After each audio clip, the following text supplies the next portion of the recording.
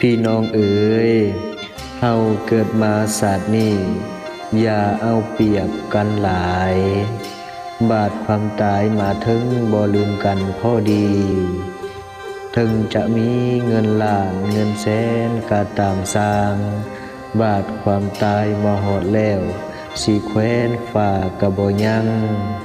เพิ่นว่าความตายนี้แขนคอทุกบาดยางตื่นมือเศร้าเห็นหน้าจังว่ายังขอน้อมส่งดวงวิญญาณของยาพ่อคำตันเดชอุดมศักดิ์จงไปสู่สุคติด้วยเถิดเพื่อนว่า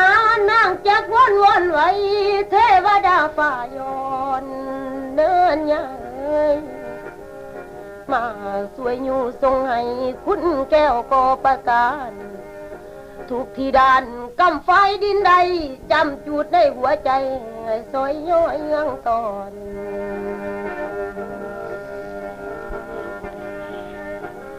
เพิ่นว่าแสนอาวรณ์สุดเสียงเพียงใจจ่าโลกโศกทรงให้มาได้ดังเหมือน